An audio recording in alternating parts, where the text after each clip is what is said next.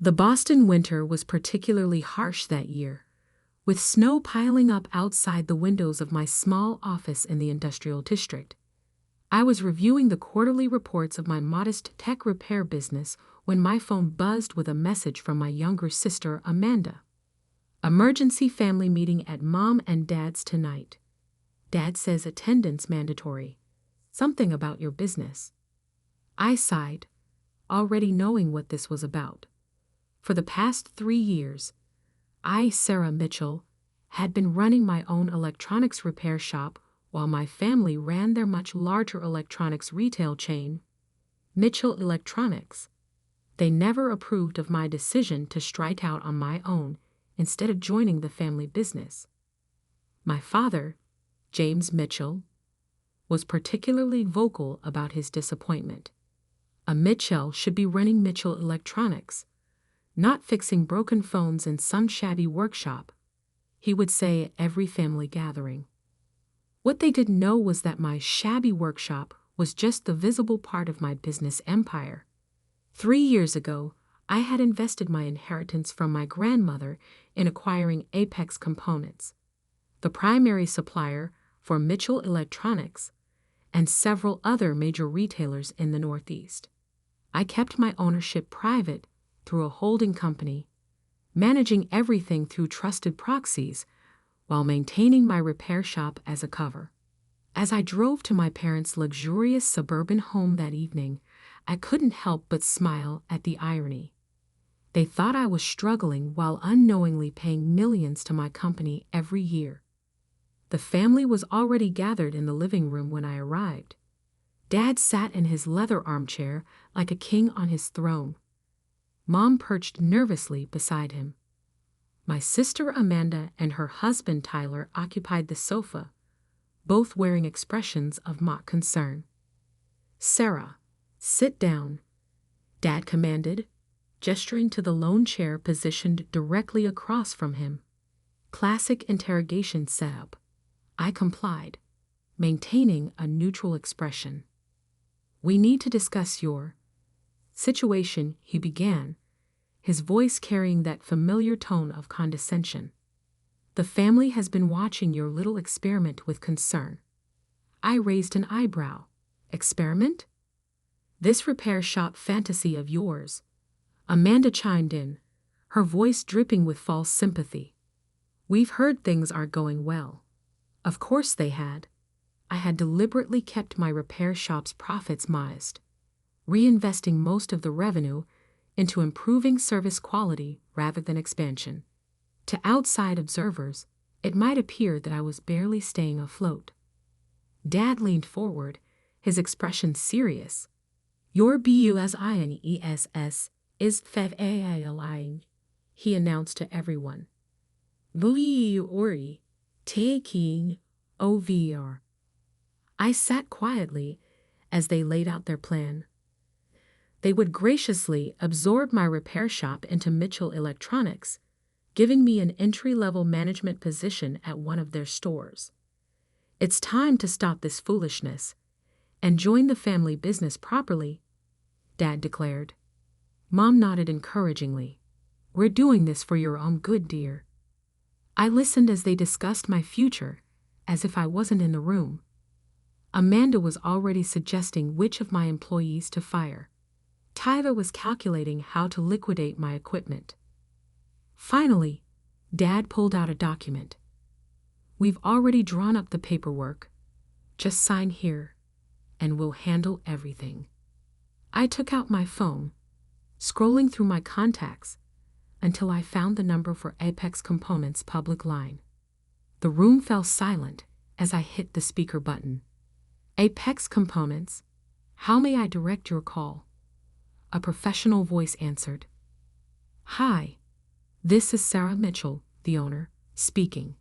I'd like to speak with Marcus about our supply contract with Mitchell Electronics." The color drained from my father's face. Amanda's mouth fell open. Mom grabbed Dad's arm in shock. "One moment, Ms. Mitchell," the receptionist replied. Dad stood up, his face turning red. "What kind of game are you playing?" I smiled, finally letting my mask fall. No game, Dad. I've owned Apex components for the past 3 years. Every component, every circuit board, every piece of technology in your stores. You've been buying them from me. The silence in the room was deafening. Then Marcus's voice came through the speaker. Ms. Mitchell, how can I help you today? Just checking in, Marcus. How are our friends at Mitchell Electronics doing with their payments? All current, Ms. Mitchell. Their latest order for the spring quarter just came in yesterday. Shall I process it? I looked at my father's shocked face. Hold that order for now, Marcus. I'll call you back about it tomorrow. Very well, Ms. Mitchell. I ended the call and stood up, picking up the takeover document from the coffee table. Slowly, deliberately, I tore it in half. Now, I said calmly, I think it's time we had a real discussion about the future of our business relationship. The room remained frozen. Through the window, snow continued to fall silently on the Boston suburb, marking the beginning of a very different kind of family meeting. The grandfather clock in the corner ticked loudly in the silence. Dad's face had turned from red to purple, a vein pulsing in his temple. Amanda sat frozen, her perfectly manicured hands gripping Tyler's arms so tightly her knuckles were white. This is impossible, Dad finally sputtered. Apex Components is owned by Sterling Industries. I smiled, pulling out my tablet. Sterling Industries is a holding company. My holding company. I pulled up the corporate documents and turned the screen toward them. Would you like to see the ownership papers? Mom found her voice first. But how? The purchase price for Apex would have been $37 million. I finished for her. Grandmother's inheritance was quite substantial. While you were all busy mocking my little repair shop, I was using it to learn the industry from the ground up. Every component, every supplier, every market trend. You manipulated us, Amanda accused, her voice shrill. All those times you came to family dinners, pretending to struggle, manipulated you? I laughed quietly.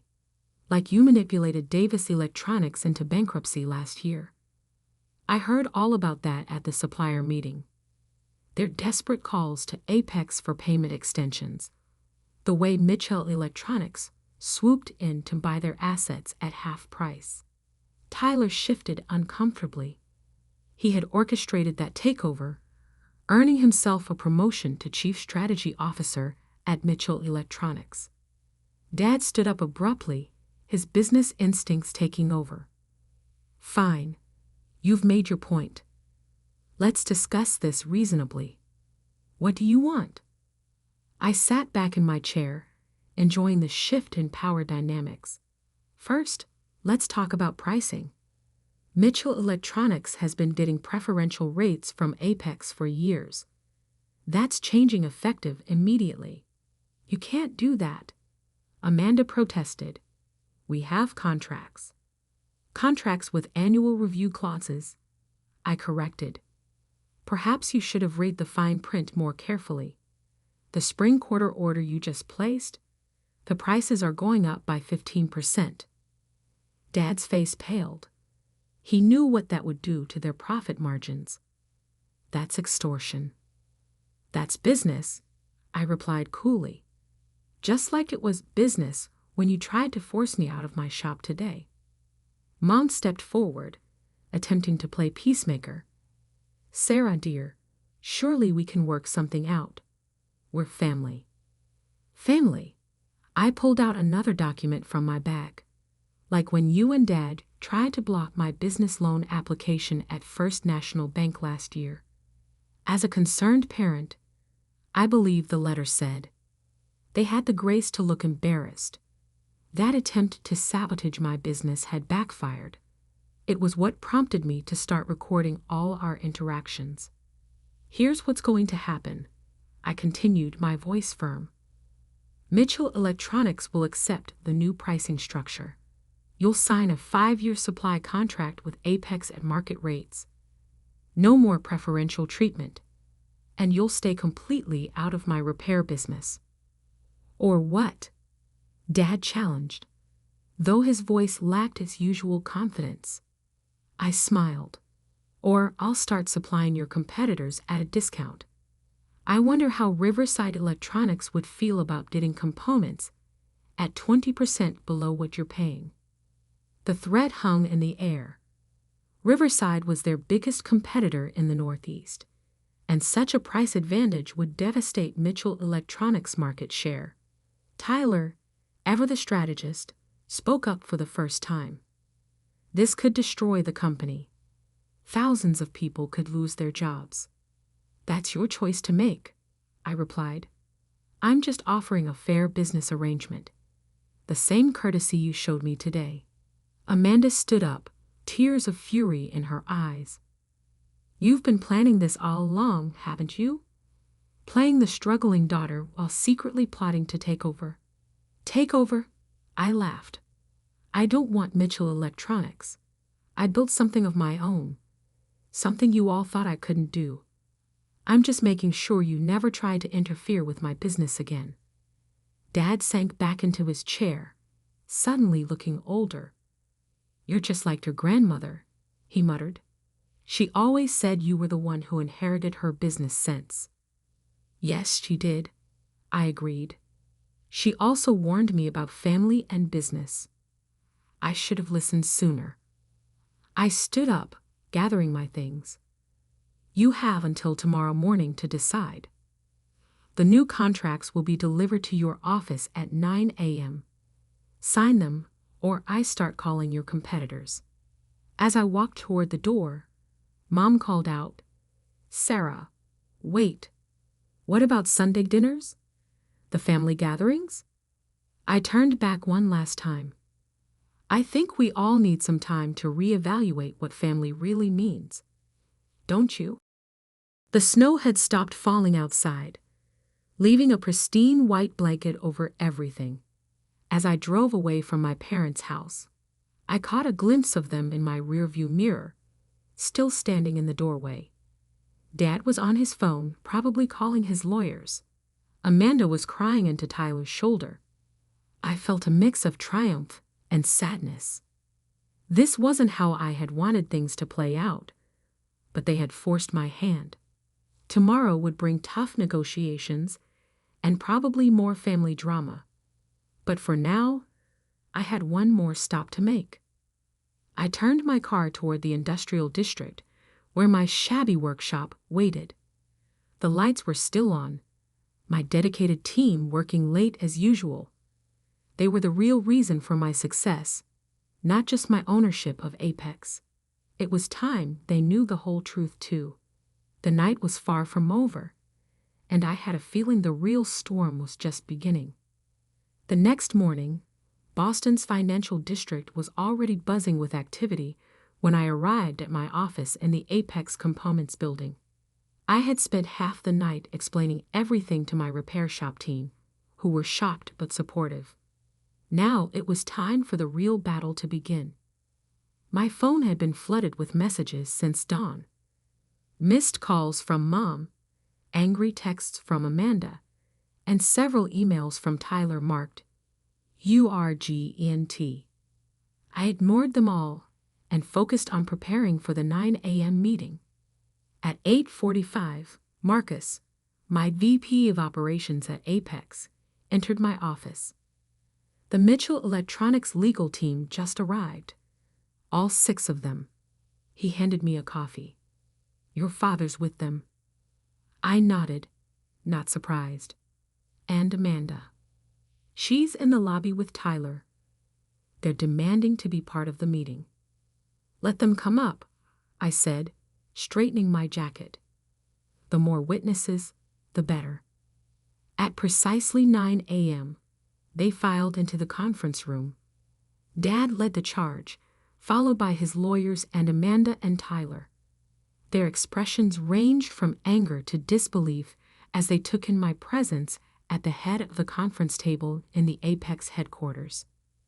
"Before we begin," Dad announced, "I want to make it clear that we contest the legitimacy of your ownership claim." I smiled and gestured to my own legal team. "Feel free to contest it. The paperwork has been ironclad for 3 years. But while you waste time and money on pointless litigation, I'll be having some interesting conversations with Riverside Electronics."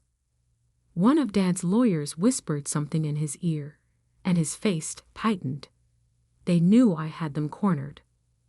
"The new contracts," I said, sliding folders across the table. "As promised. Market rate pricing, 5-year term, no early termination without penalty." Tyler grabbed a copy and started reading, his face growing increasingly pale. "These terms, they'll cut our margins by at least 40%. Welcome to the real market," I replied. "You've been getting artificially low prices for years. That ends today." Amanda slammed her hand on the table. "This is ridiculous. Daddy, we can't accept this. There must be other suppliers." "There aren't," Tyler said quietly. "Apex controls 60% of the component market in the Northeast. The remaining suppliers couldn't handle our volume, and overseas suppliers would mean months of delays." Dad's lawyers huddled together, whispering furiously. I could see them realizing just how thoroughly I had planned this. Then Mom burst into the room, tears in her eyes. "Sarah, please. I've been up all night thinking about this. We can work something out. We're family." "Family?" I stood up slowly. "Let me tell you about family, Mom. 3 years ago, when I started my repair shop, I came to you for advice. You told everyone at the country club that I was going through a phase. When I needed a small business loan, Dad tried to block it. When I won the Best Local Business Award last year, Amanda told everyone it was just pity votes." I pulled out a stack of papers from my briefcase. "Here's a collection of every email, every message, every attempt you've made to undermine my business. Would you like me to read them out loud?" The room fell silent. Even the lawyers looked uncomfortable. "But here's what you never bothered to ask," I continued. "Why did I start a repair shop? Because I saw how many customers were struggling with expensive electronics they couldn't afford to replace. While Mitchell Electronics was pushing new products, I was helping people fix what they had. My little shop has helped over 3,000 families keep their devices running." Dad scoffed, but I noticed Tyler looking thoughtful. "And Apex," I went on. "I bought it because I saw how Mitchell Electronics treated smaller retailers, squeezing them with high prices while you got special deals. That ends today." I pushed another document across the table.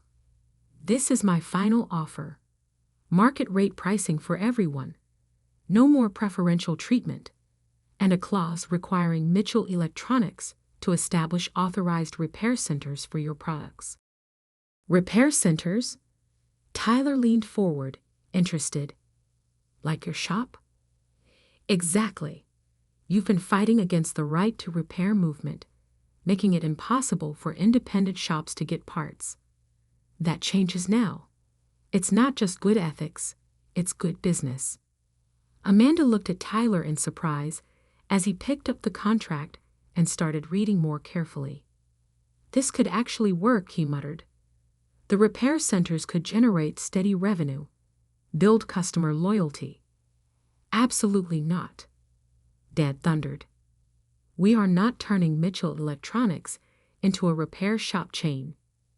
"No," I agreed. "You're adapting to a changing market.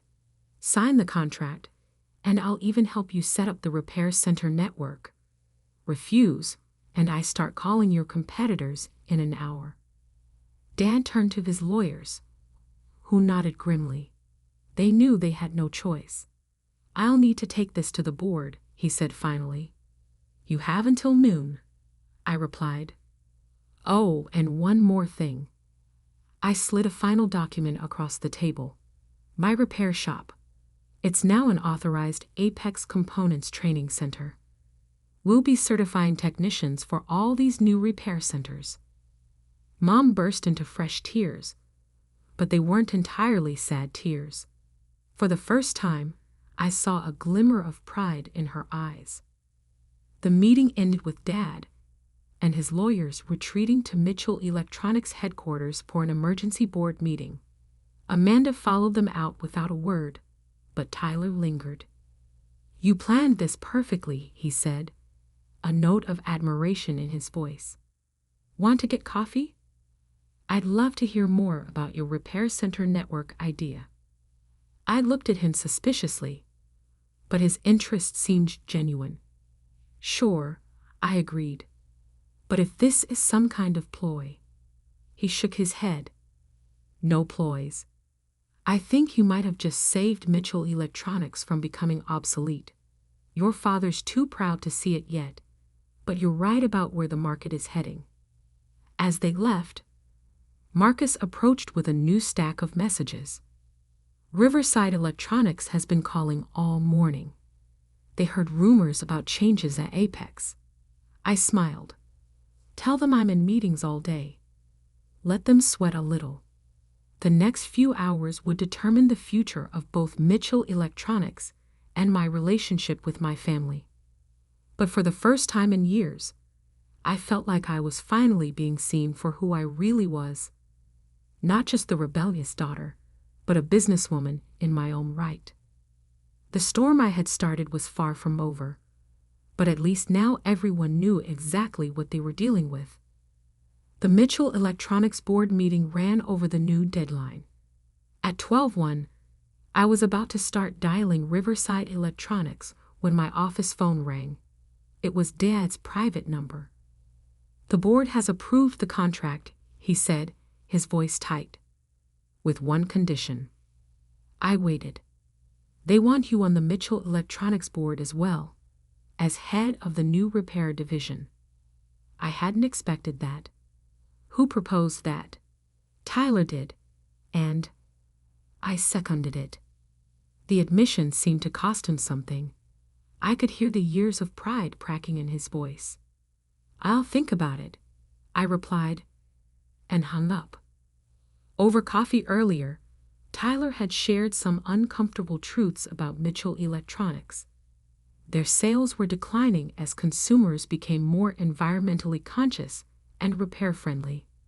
The company needed to evolve, but Dad had been resistant to change. My phone buzzed with a text from Amanda. "We need to talk, alone." I agreed to meet her at my repair shop. When she arrived, her designer heels clicked against the workshop floor as she took in the busy space. Technicians were working at various stations, carefully bringing dead devices back to life. "It's not what I expected," she admitted, watching a young technician delicately repair a smartphone screen. "I always pictured you working in some dark basement." "That's because you never bothered to visit," I replied. She flinched. I deserved that. She turned to face me. "Tyler showed me the projections for the repair center network. It's impressive. You're not just fixing phones, you're building something sustainable." That was always the plan. "Why didn't you tell us?" she asked. "About Apex, about all of this? Would you have listened? Or would you have tried to take control, like you did yesterday?" She was quiet for a moment. "I was jealous," she finally admitted. "You were always the smart one, the one grandmother believed in. When you started this shop, I thought I was finally better than you. Working at Mitchell Electronics, wearing expensive suits, looking down on my sister, the repair technician. And now I realize you saw the future while we were clinging to the past." She gestured around the shop. "This is where the industry is heading, isn't it? Sustainability, repairs, customer service." "It is," I confirmed.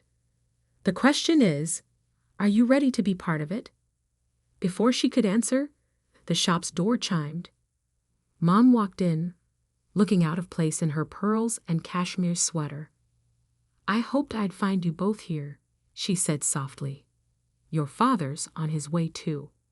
Sure enough, Dad's car pulled up minutes later. He entered the shop slowly, taking in the busy workspace with new eyes. Your grandmother would be proud, he said quietly. She always said business wasn't just about profits. It was about building something worthwhile. That's what I've been trying to do, I replied. I know that now. He pulled out a folder, the signed contracts, and something else. Inside was a formal apology from the Mitchell Electronics Board for their past attempts to interfere with my business, along with the board membership offer. We're not asking you to give up anything, Dad explained. Keep running Apex and your shop. But help us transform Mitchell Electronics too, not as our supplier, but as our daughter. I looked at my family, Mom's hopeful smile, Amanda's newfound respect, Dad's difficult but genuine attempt at reconciliation. On one condition, I said, the repair network starts here, with my team. They've earned it. Agreed, Dad nodded. Tyler's already working on the implementation plan. He says you two had quite a productive coffee meeting. Speaking of your team, Amanda added, we need to talk about expansion. If we're rolling out repair centers across the Northeast, you'll need to train more technicians. I might have some ideas about that. I smiled, thinking of the training program I'd been developing. That evening, after the papers were signed and plans were made, we gathered for an impromptu family dinner, not at my parents' formal dining room, but at the small cafe next to my shop. The same cafe where I'd first dreamed up my business plan 3 years ago. To new beginnings, Mom proposed a toast, and to old wisdom, I added, thinking of grandmother. Dad raised his glass. To the future of Mitchell Electronics and Apex Components. And to family, Amanda concluded, who sometimes need to be broken apart to grow stronger together. As we ate and talked about the future, I watched my repair shop through the cafe window. The lights were still on, my team still working. Tomorrow, I would tell them about the expansion plans, the opportunities ahead. They weren't just repair technicians anymore. They were pioneers in a changing industry. 6 months later, the first Mitchell Electronics authorized repair center opened in downtown Boston. The ribbon-cutting ceremony featured the entire Mitchell family, with Dad and me sharing the scissors. The photo made the local business news. Mitchell Electronics embraces right to repair movement. A family business evolution. My repair shop became the flagship training center, with Amanda surprisingly taking a keen interest in the educational program. Mom started a sustainability initiative within the company, working to reduce electronic waste. Even Dad found his passion again, mentoring young entrepreneurs who wanted to open their own repair centers. The family dinners resumed, but they were different now. Instead of judgment and competition, there was collaboration and respect. We weren't just a family business anymore. We were a family that had learned to appreciate each other's visions. As for me, I kept my office in the repair shop, even after the Apex Components revelation. It reminded me of where I started and why. The small desk where I'd first dreamed of changing the industry now shared space with certificates, awards, and a simple framed photo of my grandmother. One evening, as I was locking up, Dad stopped by. He picked up a framed article from my wall, the first review my repair shop had ever received. You know, he said thoughtfully, your grandmother once told me something I didn't understand until now. She said, the best business leaders don't just build companies. They build bridges. I smiled, thinking of all the bridges that had been built and rebuilt over the past 6 months. She also said something else. I replied, sometimes the strongest foundations are built on broken ground. Outside, the Boston sunset painted the sky in shades of possibility. Through my shop window, I could see the Mitchell Electronics sign glowing in the distance, now proudly advertising sales and services. Between the two businesses stood the city we served, full of people who needed both our products and our help maintaining them. We had found our balance, as a business, as a family, and as a force for change in an industry that needed it. Sometimes I realized the best revenge isn't winning the fight, but transforming it into something better than victory.